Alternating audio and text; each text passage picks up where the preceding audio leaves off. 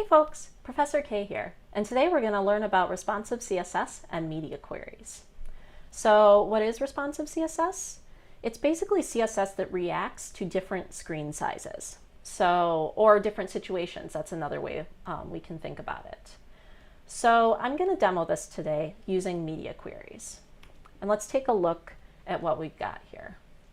Here I've just set up a really simple demo to kind of help you think through layout. That's kind of one of the biggest things that you have to think about with responsive CSS is how does my layout change from mobile to tablet to desktop? Here I have two divs with the class of box1 and box2. Box1 has a black background, box2 has a gray background. And each one is going to have a height of 50 pixels. And if I change the height of this, or the width of this kind of little preview browser, it's always stacked like this. And this is great in mobile, right? In a mobile view. Let's even pop this out here so that we can see. On a mobile view, this would be just absolutely fantastic. This is exactly what we're looking for, is stacked up and down, don't have to worry about text getting too squished. But as we get into the desktop view, let's say that this black bar is our content and this gray bar is our side navigation. We probably want this side navigation to show to the right. So we use media queries to change the way that these behave at larger sizes. Now hopefully you've been writing your CSS mobile first to make this a lot easier. If not, you might have to kind of rethink and rejigger your CSS a little bit. But the basics of writing a media query are like this. You're always going to write @media. That just says for a certain type of media, in this case, screens. In fact, media queries, you can target all kinds of different media, including screens, print, televisions. There's all kinds of different things that you can target. But for right now, we're just going to work with screens. @media screen. And then we're going to supply a second argument here. We want a certain type of screen, parentheses, to say what kind of argument it is. And we are going to put in min width. So at a certain width, a certain largeness, we're going to change our style. So let's say at a minimum width of 320 pixels. That's going to be just above mobile. We want to do something different. And at this minimum width of 320 pixels, we want this black background to only take up some of the space. And we want this gray background to take up, let's do like 2/3 and 1/3. So I'm going to copy this CSS rule and put it inside my media query. Now this isn't going to change anything just yet. We could even test this using a background of red just to see if it's applying. So let's see if it's applying. Yep.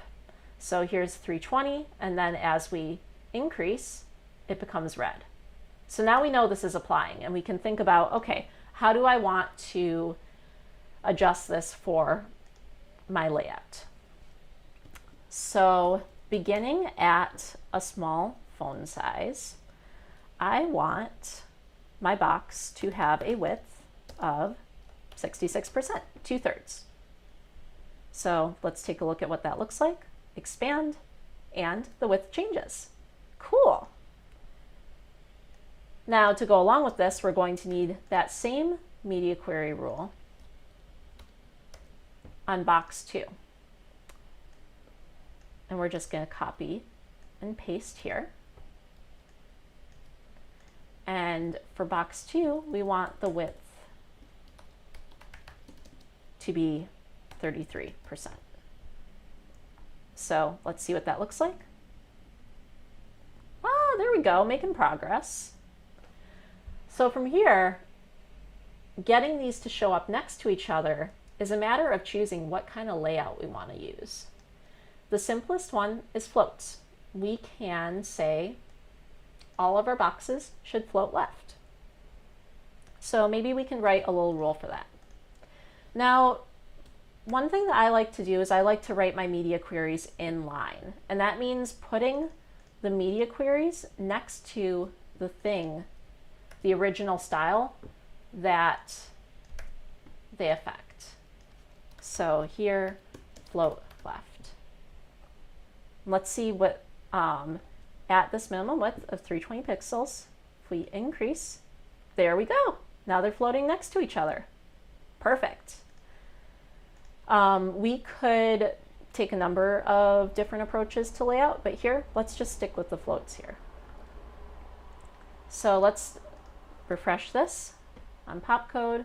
It's gonna load.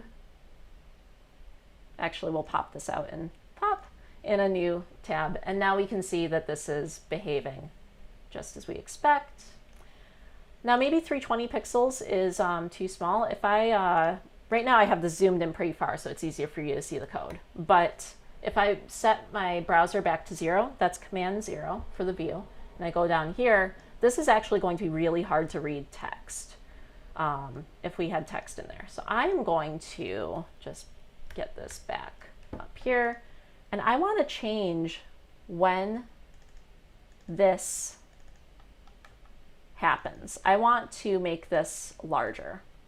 So let's say that I think about this and I'm like, okay, your usual values you can put in here are 320 pixels, 500 pixels, that's a small tablet, 768, that's like a large tablet vertical, and then 1024, that's going to be a large tablet horizontal, or a small desktop. Those are the basic values that I like to work with.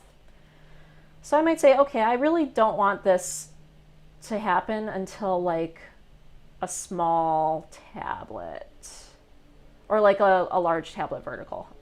I don't want this to happen until 768. Now keep in mind, you're gonna have to sort of keep track. Make sure these are all the same. Resize. And I'm just going to pop this out in a new window. And now you can see at, I'm gonna, again, reset my zoom here. This is only going to switch to this layout after there's actually enough room for some text to flow in. So this is right around 768 pixels. That's usually when I like to make the distinction between mobile and desktop. But it's up to you. Those are just starting values. You can put in whatever you want into media queries. The other thing you can do is to combine all of your media queries, in like all your rules in a media query, into one rule. So if you were thinking, okay, well, this seems a little repetitive, why are we doing it this way? Couldn't we just kind of put these all in the same sort of thing? As a matter of fact, you can. It works just the same. So you can put all your rules for tablet size. You could even put like a little tablet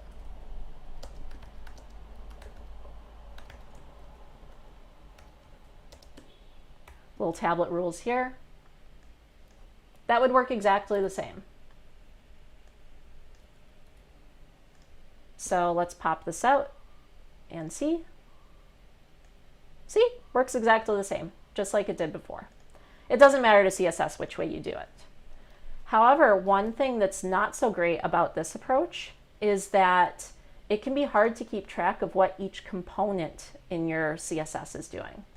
So let's say you have a box one component, or maybe you could rename this in a better way. Maybe you could call this sidebar and main content. Let's do that in our HTML just to kind of solidify what's going on here.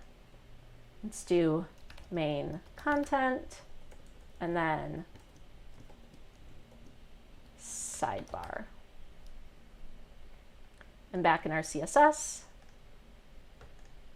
let's do main-content and dot sidebar. Oh, it's funny how that didn't resize the CSS so we could see it all, huh? Let's put that up there. There we go. That's better. And we just have to change this also over here. Good find and replace will help you a lot when you're doing class naming changes. So notice how you've got main content over here and then more main content rules down here. Now imagine if you had a whole page of styles here, tons and tons of styles, and then at the bottom you had kind of all those same selectors repeated, but for a different screen size. That might get kind of hard to debug.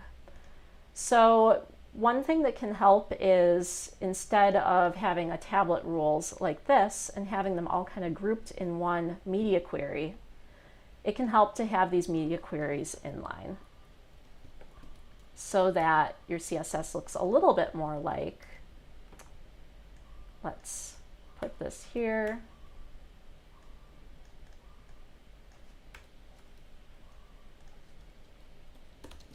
Main content rules, and then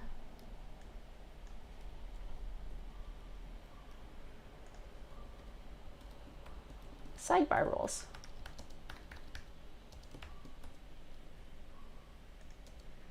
And I find this a little bit easier to keep track of.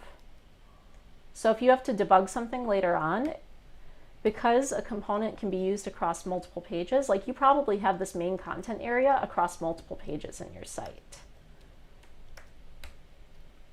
We'll put div rules up here. Div isn't really a good selector. I would never write this selector in real life.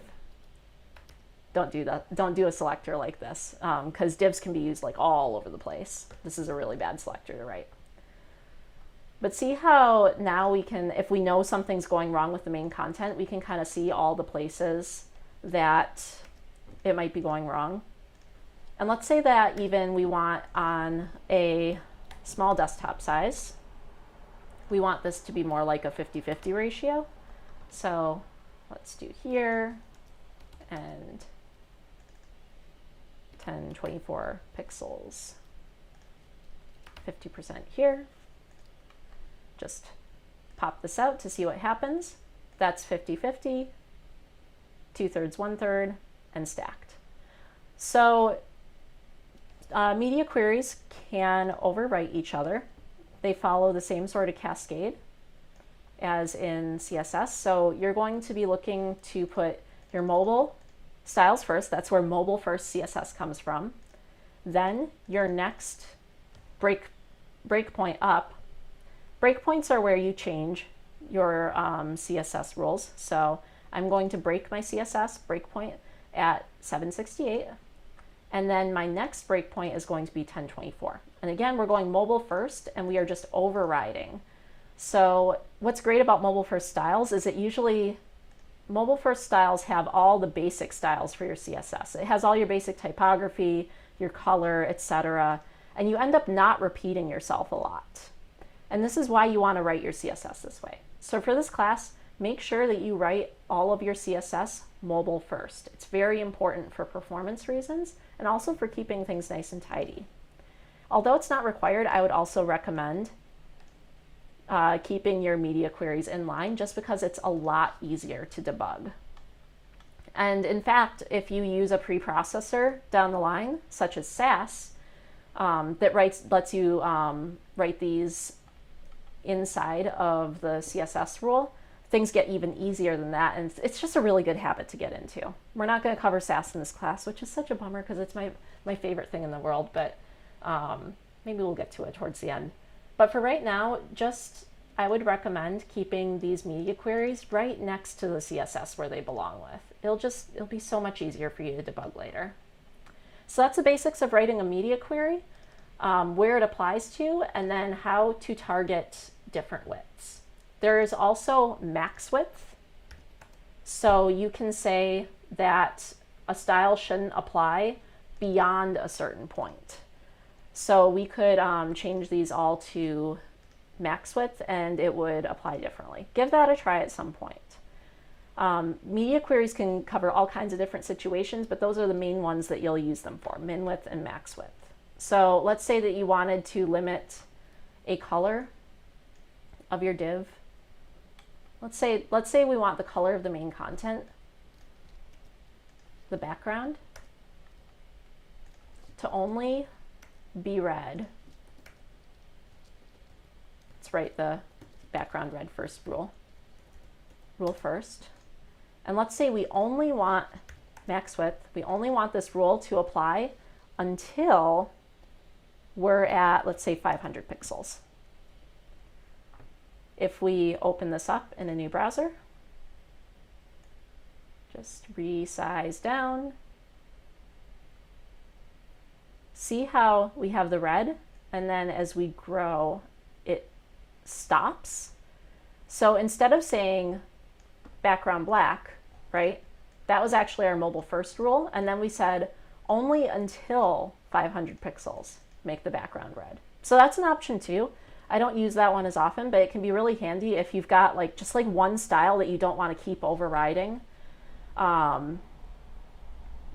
in a place. You know, that can be really good for just like, okay, I know for sure I only want this on mobile and no other time ever. That's when you might use max width. That's a good time for that.